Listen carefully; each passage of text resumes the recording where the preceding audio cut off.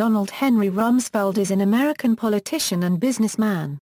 Rumsfeld served as the 13th Secretary of Defense from 1975 to 1977 under President Gerald Ford, and as the 21st Secretary of Defense from 2001 to 2006 under President George W. Bush. He is both the youngest and the oldest person to have served as Secretary of Defense. Additionally, Rumsfeld was a four-term U.S. Congressman from Illinois, Director of the Office of Economic Opportunity, Counselor to the President, the United States Permanent Representative to NATO, and White House Chief of Staff. Born in Illinois, Rumsfeld attended Princeton University, graduating in 1954 with a degree in political science.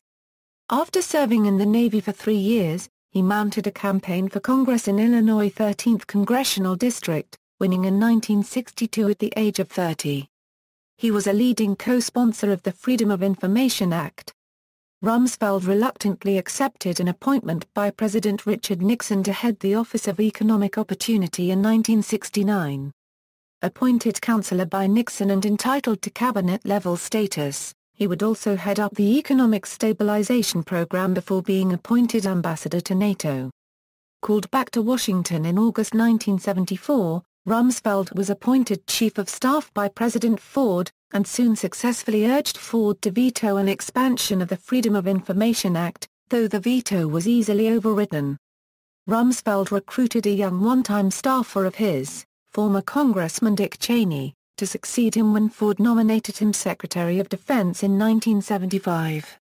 When Ford lost the 1976 election, Rumsfeld returned to private business life, and was named President and CEO of the pharmaceutical corporation G.D. Searle & Company, during which time he led the legalization of aspartame.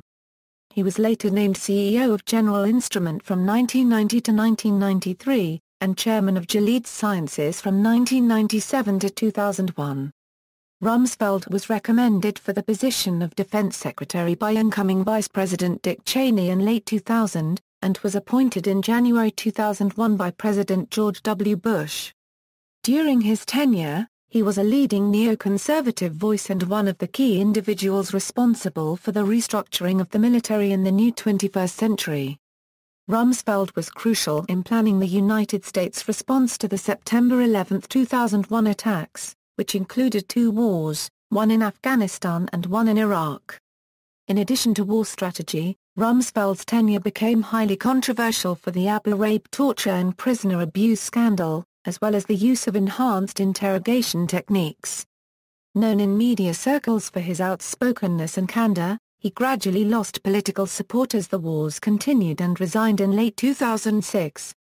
He has since published his autobiography Known and Unknown, a memoir, and Rumsfeld's Rules, Leadership Lessons in Business, Politics, War, and Life. Early life and education. Donald Henry Rumsfeld was born on July 9, 1932, in Evanston, Illinois, to George Donald Rumsfeld and Jeanette. His father came from a German-American family that had emigrated in the 1870s, but young Donald was sometimes ribbed about looking like a tough Swiss. Growing up in Winnetka, Illinois, Rumsfeld became an Eagle Scout in 1949 and is the recipient of both the Distinguished Eagle Scout Award from the Boy Scouts of America and its Silver Buffalo Award in 2006. Living in Winnetka, his family attended a Congregational church. From 1943 to 1945, Rumsfeld lived in Coronado, California while his father was stationed on an aircraft carrier in the Pacific in World War II. He was a ranger at Vermont Scout Ranch in 1949. Rumsfeld attended Baker Demonstration School, and later graduated from New Trier High School. He attended Princeton University on academic and NROTC partial scholarships. During his time at Princeton, he was an accomplished amateur wrestler, becoming captain of the varsity wrestling team, and captain of the lightweight football team playing defensive back. His Princeton University senior thesis was titled The Steel Seizure Case of 1952 and Its Effects on Presidential Powers. While at Princeton he was friends with another future Secretary of Defense, Frank Carlucci. Rumsfeld married Joyce P. Pearson on December 27, 1954. They have 3 children, 6 grandchildren, as one great-grandchild. He attended Georgetown University Law Center in 1956, but left to manage a congressional campaign in Ohio. Rumsfeld served in the United States Navy from 1954 to 1957, as a naval aviator and flight instructor. His initial training was in the North American SNJ Texan Basic Trainer, after which he transitioned to the T-28 Advanced Trainer. In 1957, he transferred to the Naval Reserve and continued his naval service in flying and administrative assignments as a drilling reservist. On July 1, 1958, he was assigned to Anti-Submarine Squadron 662 at Naval Air Station Anacostia, District of Columbia, as a selective reservist. Rumsfeld was designated Aircraft Commander of Anti-Submarine Squadron 731 on October 1, 1960, at Naval Air Station Grosse Ile, Michigan, where he flew the S-2F Tracker. He transferred to the Individual Ready Reserve when he became Secretary of Defense in 1975 and retired with the rank of Captain in 1989. Career in government: Member of Congress. In 1957, during the Dwight D. Eisenhower administration, Rumsfeld served as administrative assistant to David S. Dennison, Jr., a congressman representing the 11th District of Ohio. In 1959, he moved on to become a staff assistant to Congressman Robert P. Griffin of Michigan. Engaging in a 2-year stint with an investment banking firm, A.G. Becker & Company, from 1960 to 1962. Rumsfeld would instead set his sights on becoming a member of Congress. He was elected to the United States House of Representatives for Illinois' 13th Congressional District in 1962, at the age of 30, and was re-elected by large majorities in 1964, 1966, and 1968. While in Congress, he served on the Joint Economic Committee, the Committee on Science and Aeronautics, and the Government Operations Committee, as well as on the subcommittees on military and foreign operations. He was also a co-founder of the Japanese-American Inter-Parliamentary Council in addition to being a leading co-sponsor of the Freedom of Information Act. As a young congressman, Rumsfeld attended seminars at the University of Chicago, an experience he credits with introducing him to the idea of an all-volunteer military, and to the economist Milton Friedman and the Chicago School of Economics. He would later take part in Friedman's PBS series Free to Choose. Nixon administration. Rumsfeld resigned from Congress in 1969 his fourth term to serve President Richard Nixon in his administration, and he would serve in a variety of executive branch positions throughout the Nixon presidency. In 1969, Nixon sought to reform and reorganize the United States Office of Economic Opportunity, an organization created during the Kennedy administration and greatly expanded as a part of Lyndon Johnson's Great Society programs, rather than eliminate it outright. He appointed Rumsfeld director of the organization. Rumsfeld had voted against the creation of OEO when he was in Congress, and initially rejected Nixon's offer, citing his own inherent belief that the OEO did more harm than good, and he felt that he was not the right person for the job. He only accepted after personal pleas from the president. While director of OEO, Rumsfeld sought to reorganize OEO to serve as a laboratory for experimental programs. Several beneficial anti-poverty programs were saved by allocating funds to them from other less successful government programs. During this time, he hired Frank Carlucci and Dick Cheney to serve under him. He was the subject of one of legendary writer Jack Anderson's columns, alleging that anti-poverty czar Rumsfeld had cut programs to aid the poor while spending thousands to redecorate his office.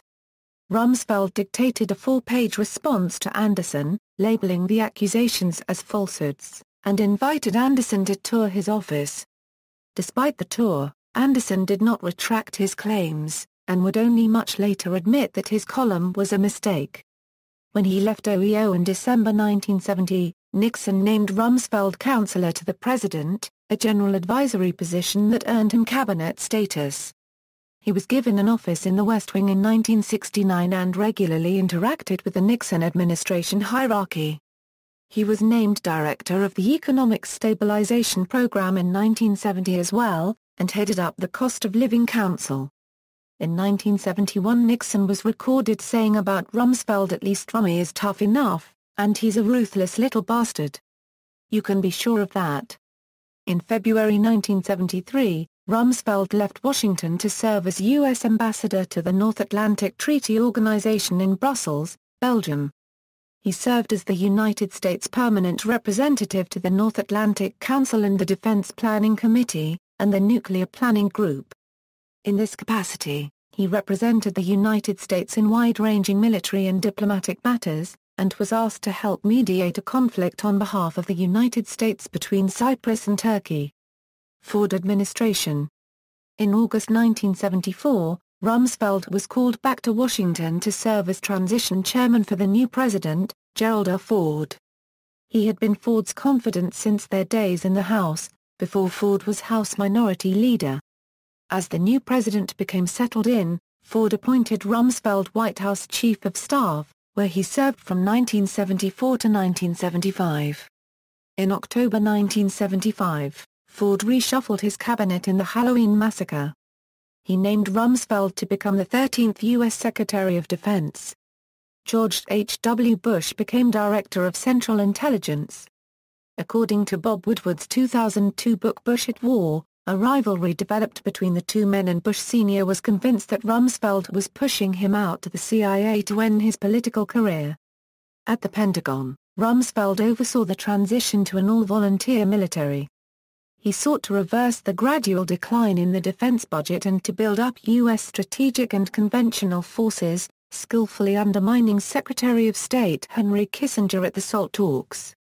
He asserted, along with Team B, that trends in comparative U.S.-Soviet military strength had not favored the United States for 15 to 20 years, and that, if continued, they would have the effect of injecting a fundamental instability in the world. For this reason, he oversaw the development of cruise missiles, the B-1 bomber, and a major naval shipbuilding program. In 1977, Rumsfeld was awarded the nation's highest civilian award, the Presidential Medal of Freedom. Kissinger, his bureaucratic adversary, would later pay him a different sort of compliment, pronouncing him a special Washington phenomenon, the skilled full-time politician bureaucrat in whom ambition, ability, and substance fused seamlessly. Return to the private sector, business career. In early 1977 Rumsfeld briefly lectured at Princeton's Woodrow Wilson School and Northwestern's Kellogg School of Management, located in Chicago, Illinois. His sights instead turned to business, and from 1977 to 1985 Rumsfeld served as Chief Executive Officer, President, and then Chairman of G.D. Searle & Company, a worldwide pharmaceutical company based in Skokie, Illinois.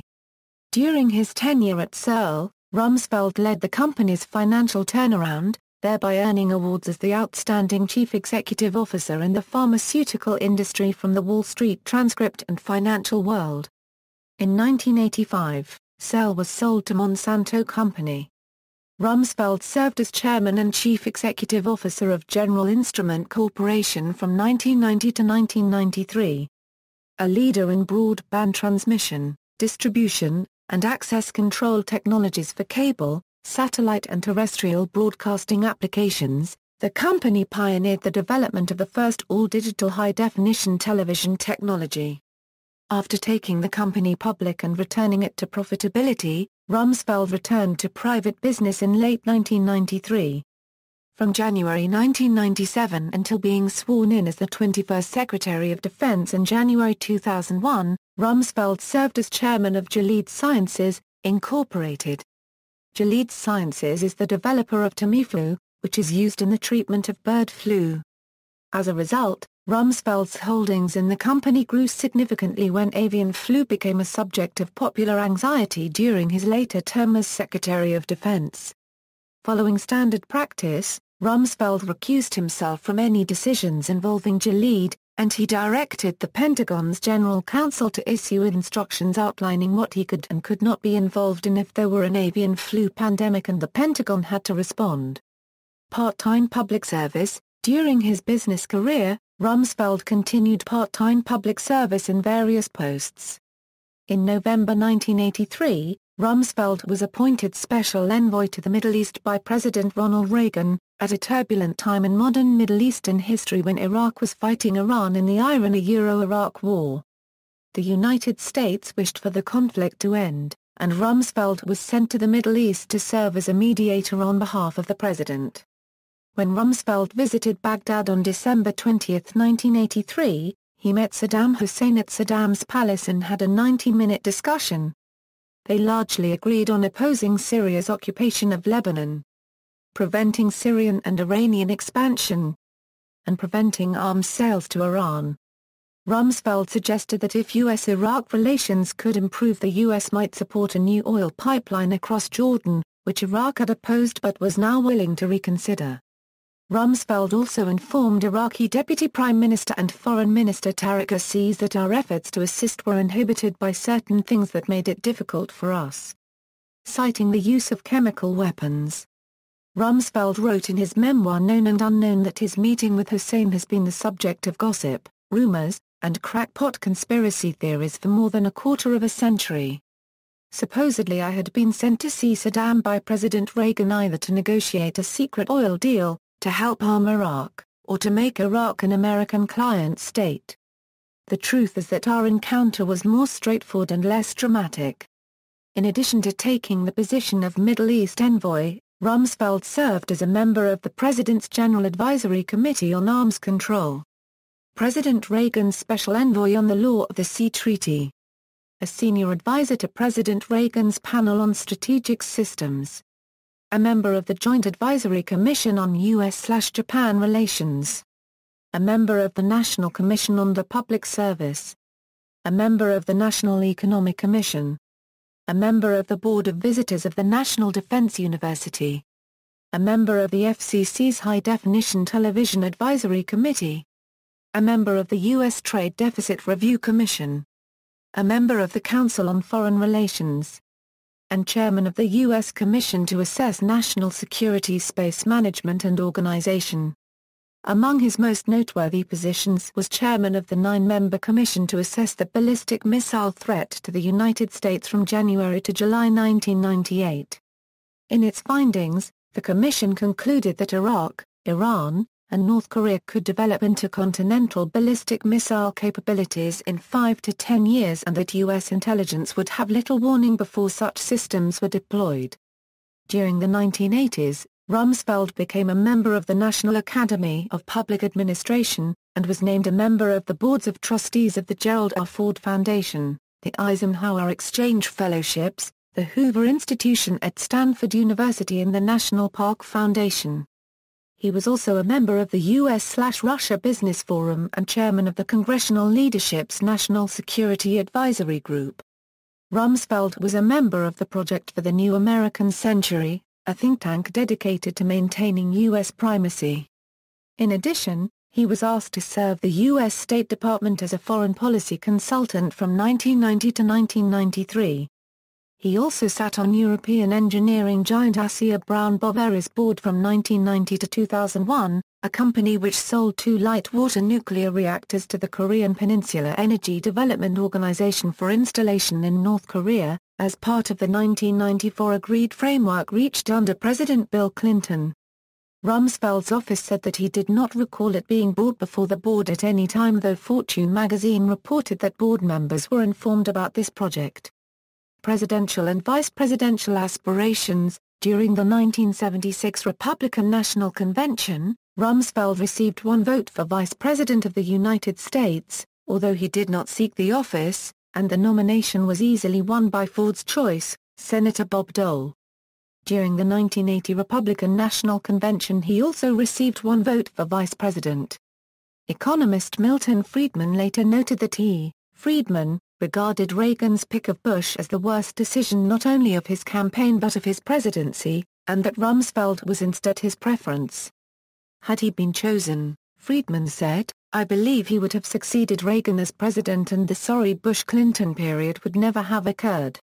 Rumsfeld briefly sought the presidential nomination in 1988, but withdrew from the race before primaries began. During the 1996 election he initially formed a presidential exploratory committee, but declined to formally enter the race. He was instead named national chairman for Republican nominee Bob Dole's campaign. Return to government. Rumsfeld was named Secretary of Defense soon after President George W. Bush took office in 2001 despite Rumsfeld's past rivalry with the previous President Bush.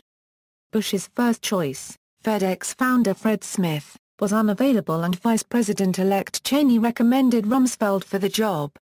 Rumsfeld's second tenure as Secretary of Defense cemented him as the most powerful Pentagon chief since Robert McNamara and one of the most influential cabinet members in the Bush administration.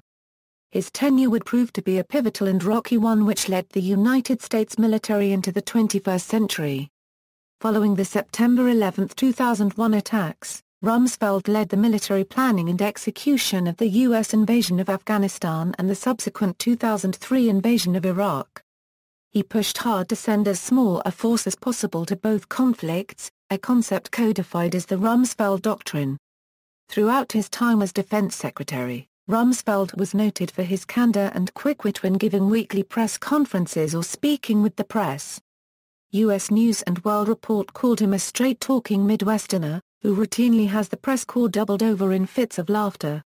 By the same token, his leadership was exposed to much criticism through provocative books covering the Iraq conflict, like Bob Woodward's State of Denial, Thomas Erich's Fiasco, and Seymour Hersh's Chain of Command.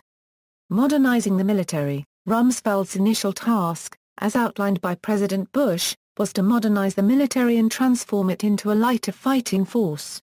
Once in office, Rumsfeld immediately announced a series of sweeping reviews intended to accomplish this, and developed a new strategy for defense more relevant to the 21st century. One of his proposals was to reorganize the DoD's global command structure of unified combatant commands. United States Space Command was deactivated and United States Northern Command was created. This plan was approved by President Bush and implemented under the oversight of Rumsfeld.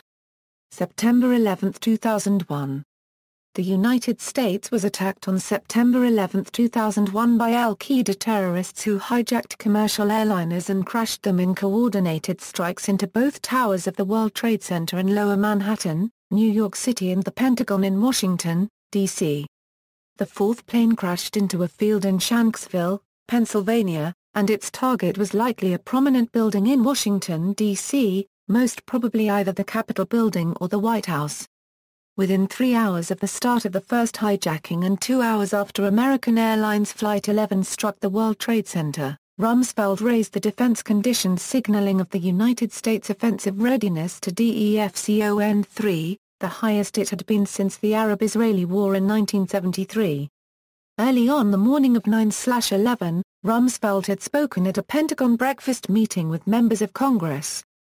According to his later description to Larry King, he stated at the meeting that sometime in the next 2, 4, 6, 8, 10, 12 months there would be an event that would occur in the world that would be sufficiently shocking that it would remind people again how important it is to have a strong healthy Defense Department that contributes to, that underpins peace and stability in our world. And that is what underpins peace and stability. After the strike on the Pentagon by American Airlines Flight 77, Rumsfeld went out to the parking lot to assist with rescue efforts. He later recalled that I wanted to see what had happened. I wanted to see if people needed help. I went downstairs and helped for a bit with some people on stretchers. Then I came back up here and started I realized I had to get back up here and get at it. Military decisions in the wake of 9/11. On the afternoon of September 11, Rumsfeld issued rapid orders to his aides to look for evidence of possible Iraqi involvement in regard to what had just occurred, according to notes taken by senior policy official Stephen Cambone. Best info fast. Judge whether good enough hit SHA meaning Saddam Hussein at same time. Not only UBL, Cambone's notes quoted Rumsfeld as saying, need to move swiftly near-term target needs go massive sweep it all up. Things related and not.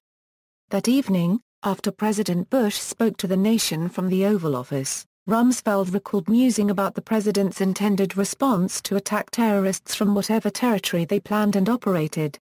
He reported questioning whether that would include attacking American allies, and suggested that the problem be magnified and viewed from a broader scope. He recommended that state sponsors of terror, including Sudan, Libya, Iraq and Iran, be considered as possible places of sanctuary if the U.S. were to attack Afghanistan. Rumsfeld wrote in Known and Unknown, "Much has been written about the Bush administration's focus on Iraq after 9/11.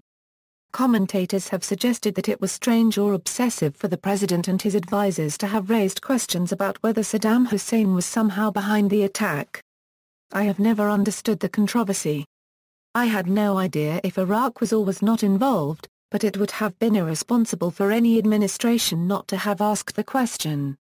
Looking back on the weeks following 9/11, he wrote, "Some accounts suggest an administration that seemed to have a preordained response to the attacks. From my vantage point, however, quite the opposite was the case. It was a time of discovery, a era of seeking elusive, imperfect solutions for new problems that would not be solved quickly. There was no guidebook or roadmap for us to follow." A memo written by Sec. Rumsfeld dated November 27, 2001 considers an Iraq war. One section of the memo questions, how start? Listing multiple possible justifications for a U.S.-Iraq war. Afghanistan and Iraq. After the war in Afghanistan was launched, Rumsfeld participated in a meeting in regard to the review of the Department of Defense's contingency plan in the event of a war with Iraq. The plan, as it was then conceived, contemplated troop levels of up to 500,000, which Rumsfeld felt was far too many. Gordon and Traynor wrote, as General Newbold outlined the plan. It was clear that Rumsfeld was growing increasingly irritated. For Rumsfeld, the plan required too many troops and supplies and took far too long to execute. It was, Rumsfeld declared, the product of old thinking and the embodiment of everything that was wrong with the military. Rumsfeld's plan resulted in a lightning invasion that took Baghdad in well under a month with very few American casualties. Many government buildings, plus major museums, electrical generation infrastructure, and even oil equipment were looted and vandalized during the transition from the fall of Saddam Hussein's regime to the establishment of the Coalition Provisional Authority. A violent insurrection began shortly after the military operation started. After the German and French governments voiced opposition to invading Iraq, Rumsfeld labeled these countries as part of Old Europe, implying that countries that supported the war were part of a newer, modern Europe. As a result, Rumsfeld stirred controversy as to whether the forces that did invade Iraq were enough in size. In a September 2007 interview with the Daily Telegraph, General Mike Jackson, the head of the British Army during the invasion, criticised Rumsfeld's plans for the invasion of Iraq as intellectually bankrupt, adding that Rumsfeld is one of those most responsible for the current situation in Iraq, and that he felt that the U.S. approach to combating global terrorism is inadequate and too focused on military might rather than nation-building and diplomacy. In 2006, Rumsfeld responded to a question by Brit Hume of Fox News as to whether he pressed General Tommy Franks to lower his request for 400,000 troops for the war. Absolutely not. That's a mythology. This town, Washington, D.C., is filled with this kind of nonsense. The people who decide the levels of forces on the ground are not the Secretary of Defense or the President. We hear recommendations, but the recommendations are made by the combatant commanders and by members of the Joint Chiefs of Staff, and there hasn't been a minute in the last 6 years when we have not had the number of troops that the combatant commanders have requested. Rumsfeld told Hume that Franks ultimately decided against such a troop level. There was also controversy between Rumsfeld at the Pentagon and the CIA over who had the authority to fire Hellfire missiles from Predator drones. Even though the drones were not ready for deployment until 2002, Daniel Benjamin and Stephen Simon have argued that these quarrels kept the Predator from being used against al-Qaeda. One anonymous individual who was at the center of the action called this episode typical and complained that Rumsfeld never missed an opportunity to fail to cooperate. The fact is, the Secretary of Defense is an obstacle. He has helped the terrorists. After the Iraq invasion, U.S. troops were criticized for not protecting the historical artifacts and treasures located at the National Museum of Iraq.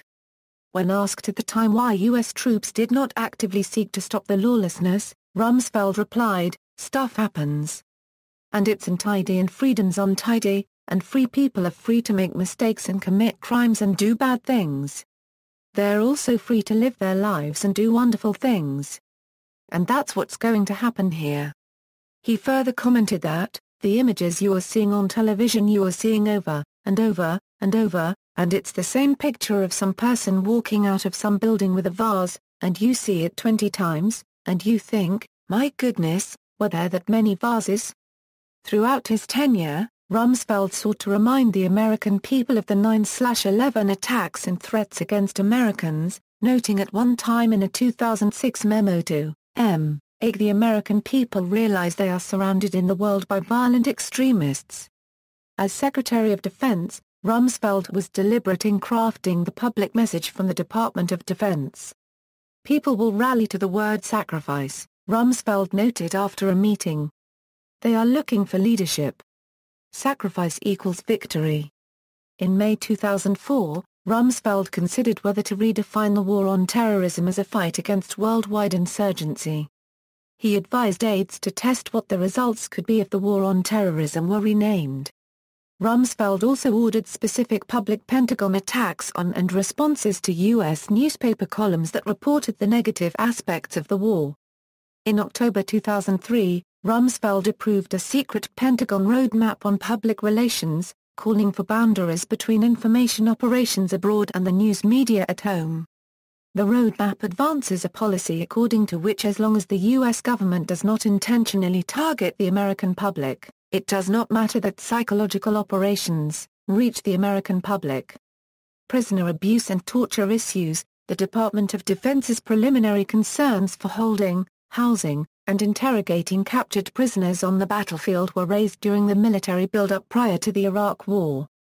Because Saddam Hussein unregistered trademark S military forces surrendered when faced with military action, many within the DoD, including Rumsfeld and United States Central Command General Tommy Franks, decided it was in the best interest of all to hand these prisoners over to their respective countries.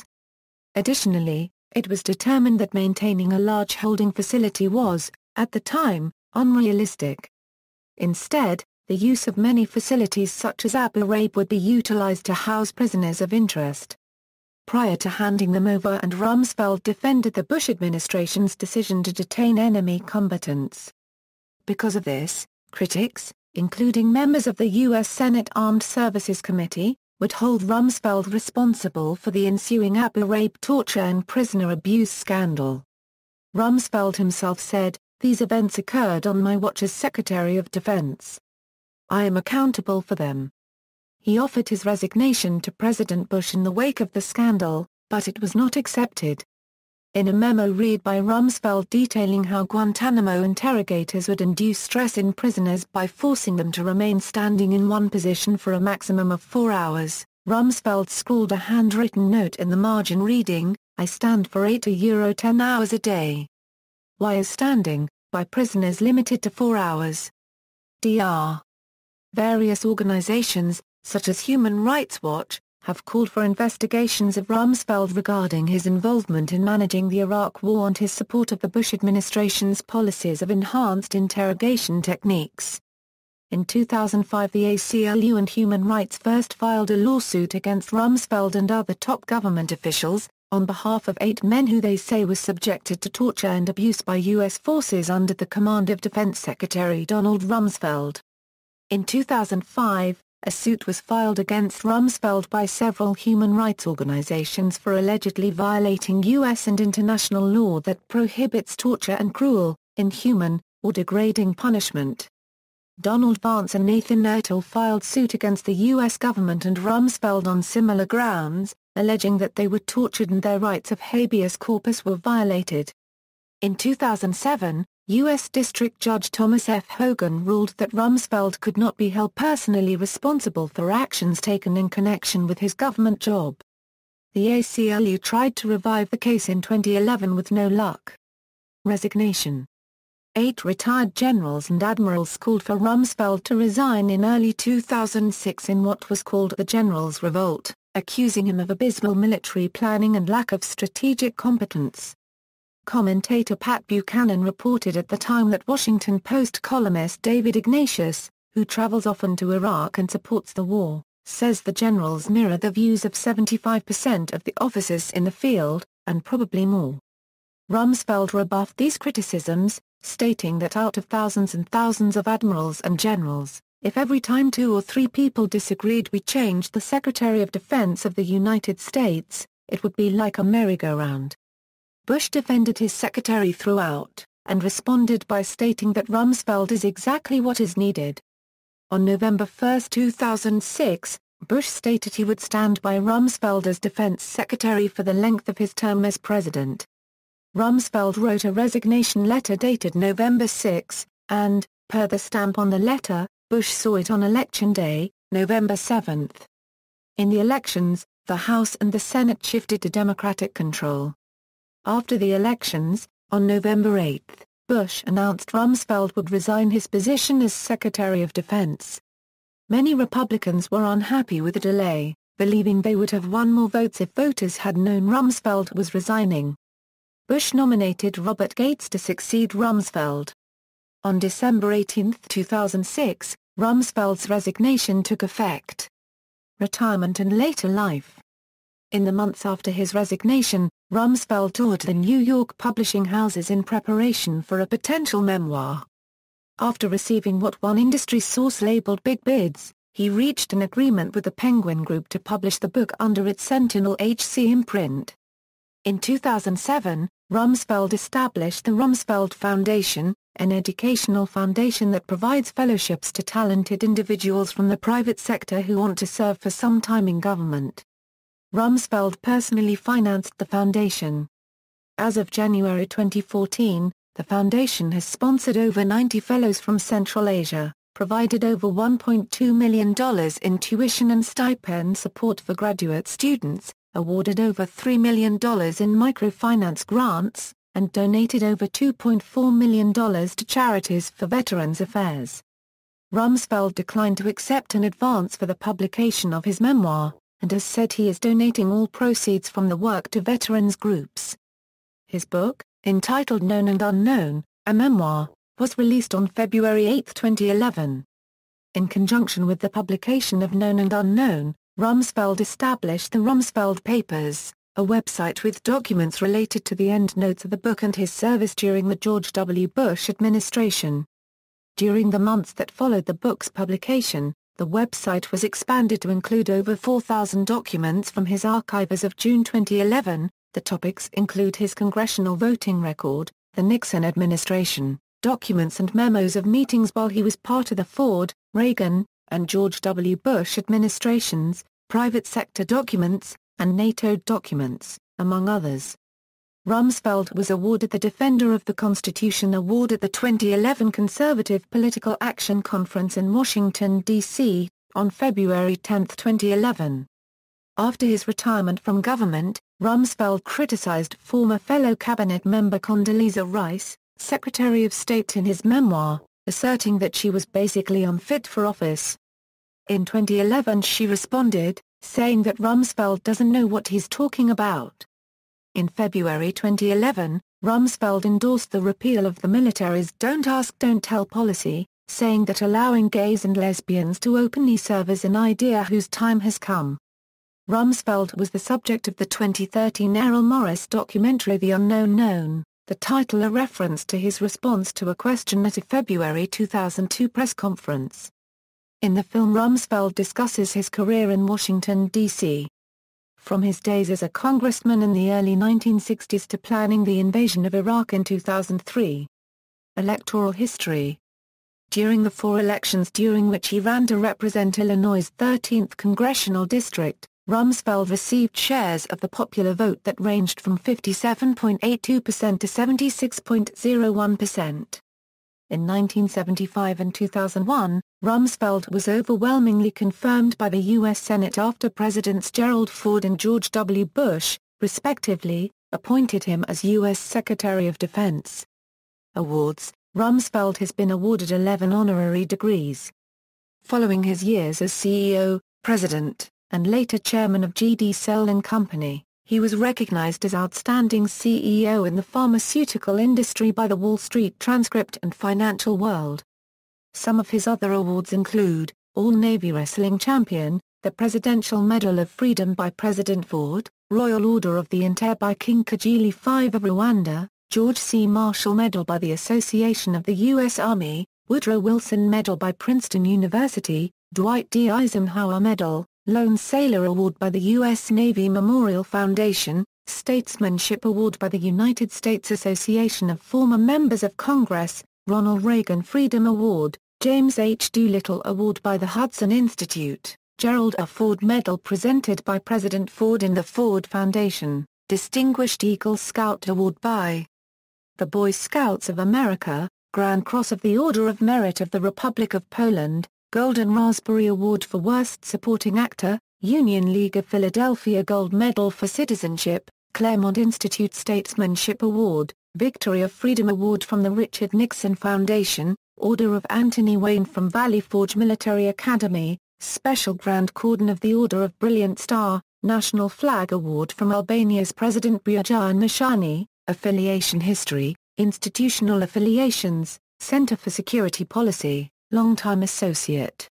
Winner of the CSP's 1998 Keeper of the Flame Award, Hoover Institution, former member, Board of Trustees, Project for the New American Century, signed PNAC's founding statement of principles as well as 2 policy letters on Iraq, Freedom House, former board member, Rand Corporation, former chairman, Committee for the Free World, former chairman, National Park Foundation, former member, Eisenhower Exchange Fellowships, Incorporated former chairman, Bohemian Club, member, Alfalfa Club, member, National Academy of Public Administration, member, government posts, panels, and commissions.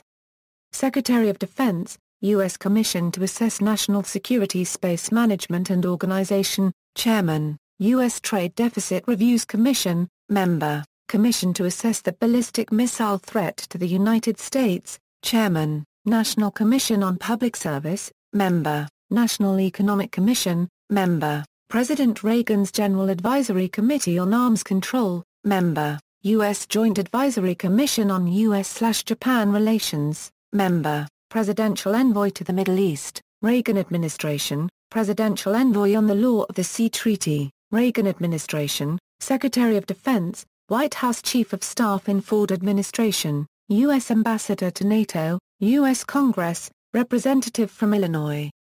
United States Navy, various posts, including aviator. Reserves retired as a Navy captain, corporate connections and business interests, Eastern Airlines, former director. The annual reports of Eastern Airlines discloses that Donald Rumsfeld was a member of Eastern Airlines Board of Directors.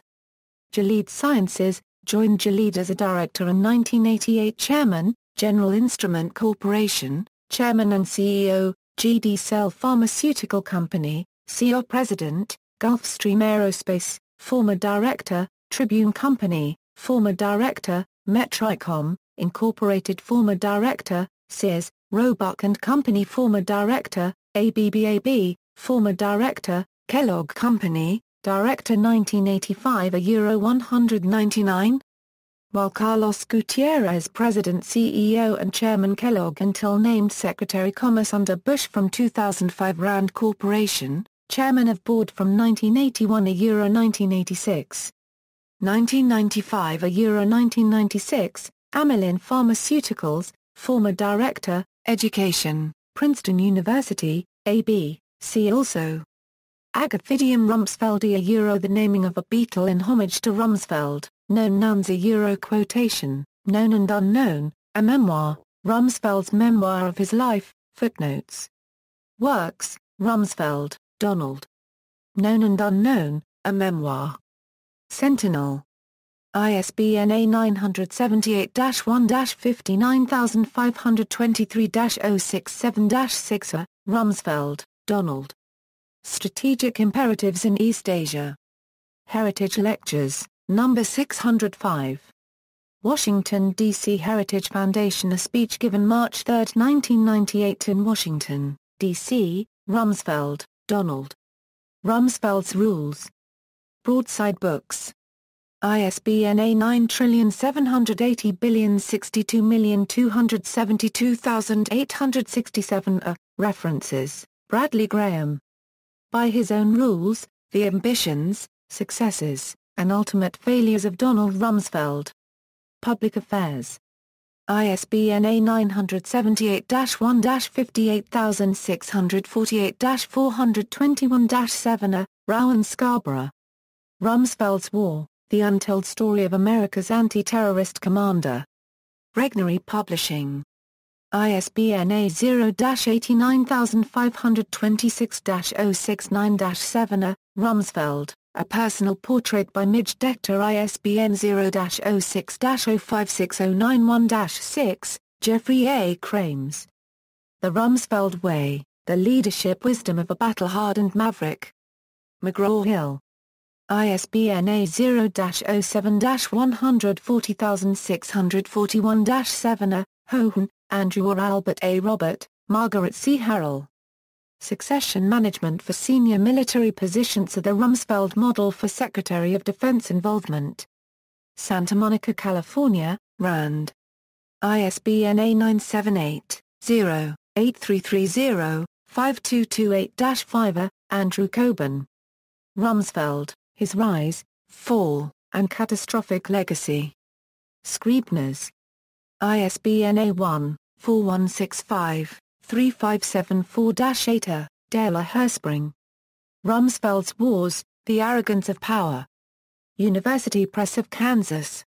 ISBN A978-0-7006-1587-2 George W. Bush.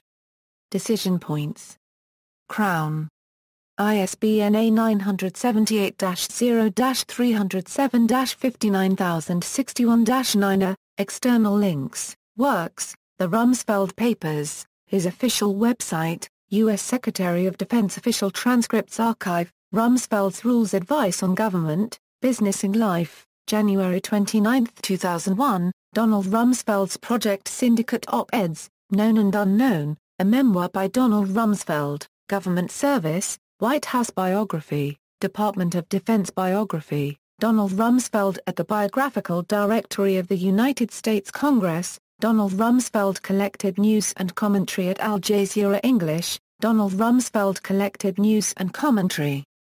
At The Guardian, Donald Rumsfeld Collected News and Commentary at the Jerusalem Post, Donald Rumsfeld Collected News and Commentary at the New York Times, Donald Rumsfeld Collected News and Commentary at the Wall Street Journal, documentary video clip of Rumsfeld meeting Hussein, the short film A View from the White House, Part 1 is available for free download at the Internet Archive. More, the short film A View from the White House, Part 2 is available for free download at the Internet Archive. More, the short film A Single 6-Year Term for President is available for free download at the Internet Archive. More, the short film Money, Television, and Politics is available for free download at the Internet Archive. More, the short film The Private Lives of Public Servants is available for free download at the Internet Archive. More, PBS Frontliner Rumsfeld's War October 2004 documentary, articles profiling Rumsfeld,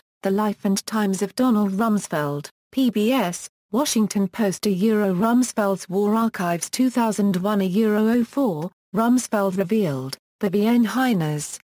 Air Force Times, March 3, 2003, Close-Up, Young Rumsfeld, James Mann, The Atlantic Monthly, November 2003, The Donald Rumsfeld Library of Quotations, BBC Radio 4, biographer Andrew Coburn on Rumsfeld at London Frontline Club May 2007.